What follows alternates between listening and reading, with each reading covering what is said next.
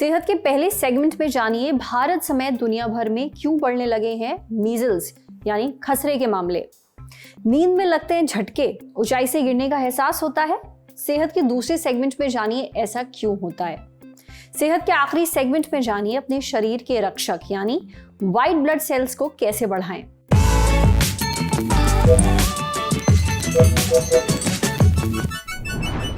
Measles यानी खसरा, ये ज्यादातर बच्चों में देखा जाता है, पर हाँ अडल्ट्स में भी मीजल्स के मामले आते हैं।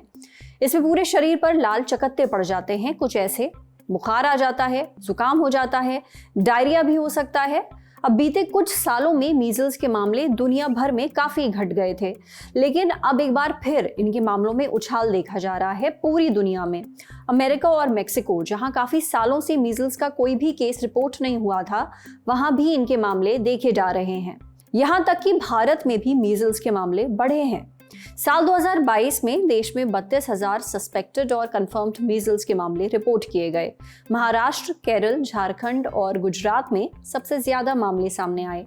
मुंबई खसरे का एपिसेंटर बन गया। वजह कम जगह में ज्यादा लोगों का रहना, जिससे बीमारी एक इंसान से दूसरे इंसान में बहुत तेजी से फैलने लगी।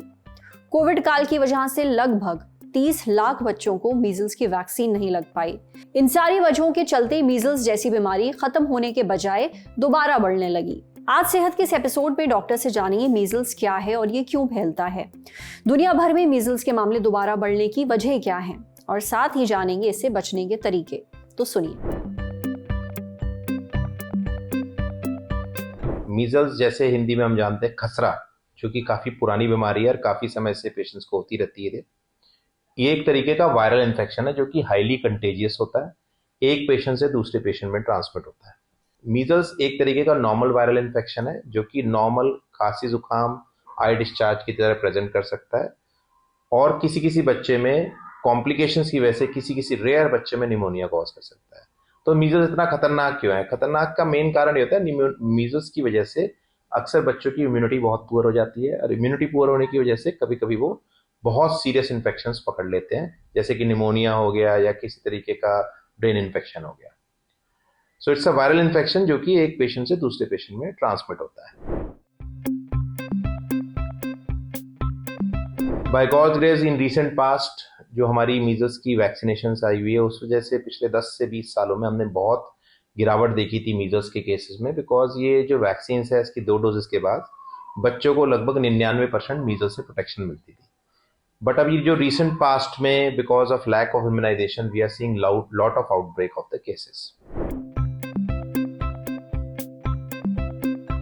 जैसे मैंने अभी बताया आपको, इसके बचाव के लिए पहला स्टेप तो ये है कि हमें मीजल्स की वैक्सीनेशन टाइम टू टाइम लगाते रहनी चाहिए।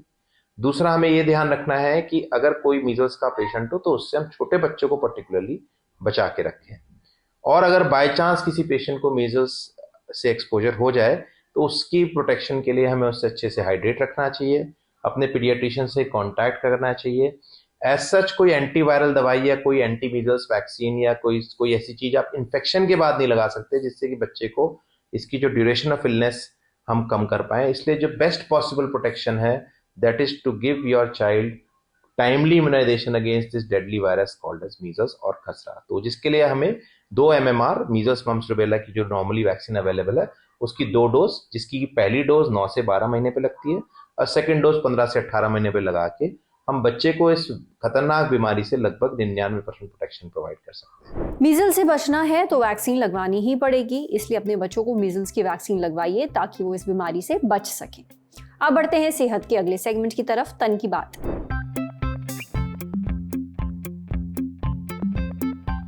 बहुत तेज नींद आ रही थी, आप बिस्तर पर लेटे गहरी नींद में जा ही रहे थे कि अचानक आपको झटका लगा।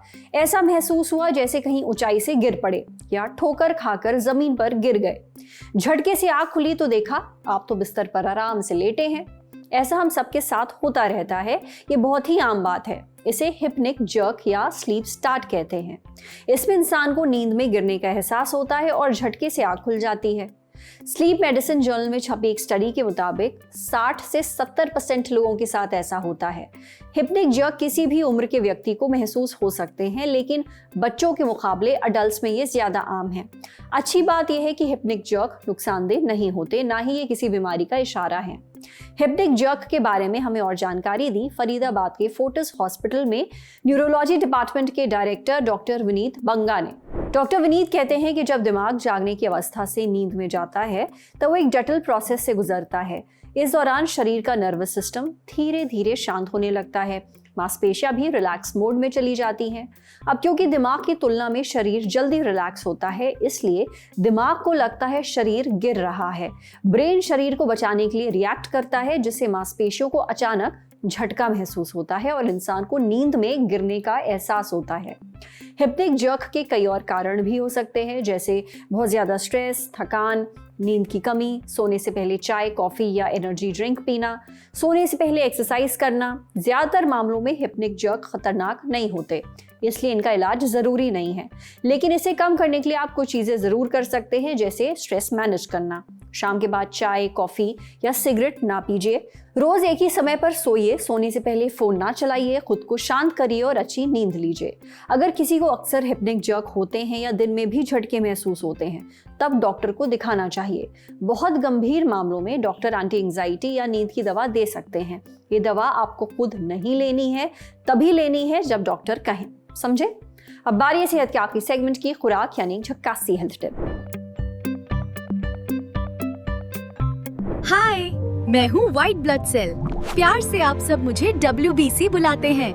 मैं आपके शरीर की रक्षा करता हूँ। जब भी कोई वायरस या बैक्टीरिया आपके शरीर पर अटैक करता है, तब व्हाइट ब्लड सेल्स की आर्मी तैयार हो जाती है आपको बचाने के लिए।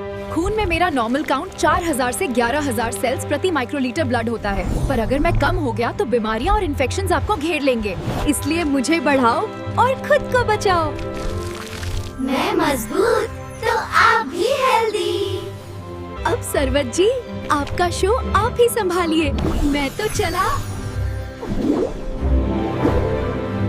तो भाई, ये तो थी व्हाइट ब्लड सेल्स की कहानी उन्हीं की जुबानी। अब सीके बिरला हॉस्पिटल गुरुग्राम में गैस्ट्रोएंटेरोलॉजी डिपार्टमेंट के डायरेक्टर डॉक्टर अनुकल्प प्रकाश से जान लीजिए क्या चीजें खा पी कर आप अपने खून में व्हाइट ब्लड सेल्स को बढ़ा सकते हैं। डॉक्टर अनुकल्प कहते हैं कि खून में व्हाइट ब्लड सेल्स बढ़ाने के लिए आप खट्टे फल खा सकते हैं, जैसे संतरा, टमाटर, कीवी और नींबू। खट्टे फल विटामिन सी से भरपूर होते हैं। विटामिन सी अच्छी इम्यूनिटी के लिए जरूरी है। ये व्हाइट ब्लड सेल्स के बनने और उनके ठीक तरह काम करने के लिए भी जरूरी है। Vitamin C white blood cells को नुकसान से बचाता है, उन्हें कमजोर नहीं पड़ने देता। व्हाइट ब्लड सेल्स बढ़ाने के लिए आप अंडे खा सकते हैं, इनमें हाई क्वालिटी प्रोटीन होता है। अंडों में विटामिन B12, सेलेनियम और जिंक भी पाया जाता है। ये सभी चीजें बोन मैरो के लिए जरूरी हैं। बोन मैरो हमारी हड्डियों के अंदर मौजूद होता है, ये नरम होता है, यही व्हाइट ब्लड सेल्स बनते हैं। जब बोन मैरो अच्छे से काम करता है तब व्हाइट ब्लड सेल्स का प्रोडक्शन भी ठीक होता है। पालक और दूसरी हरी पत्तेदार सब्जियां खाने से भी व्हाइट ब्लड सेल्स बढ़ते हैं। इनमें आयरन, फोलेट, विटामिन सी और एंटीऑक्सीडेंट होते हैं। ये पोषक तत्व नए सेल्स बनाने में मदद करते हैं, खासकर वो सेल्स जो तेजी से डिवाइड होते हैं। इनमें व्हाइट ब्लड सेल्स भी शामिल हैं। कई स्टडीज से पता चला है कि अगर शरीर में vitamin C, vitamin B12, folate, iron या जिंक की कमी होगी तो इम्यून सिस्टम भी कमजोर पड़ जाएगा। व्हाइट ब्लड सेल्स की संख्या भी घट जाएगी, इसलिए इन चीजों को जरूर खाएं। अगर आपका WBC काउंट कम है तो आपको कुछ चीजें खाने से बचना चाहिए ताकि शरीर में इन्फेक्शन का रिस्क कम हो। ये चीजें हैं कच्चा मांस, कच्चे अंडे, कच्ची या अधपकी मछली, बिना धोए हुए फल और सब्जियां, ये सब हरगिज ना खाएं। साथ ही अनपैस्चराइज्ड दूध, शहद, फल और सब्जियों का जूस भी ना लें। पैस्चराइज करने का मतलब है किसी चीज को तेज तापमान पर गर्म करना ताकि उसमें कोई हानिकारक बैक्टीरिया ना बचे।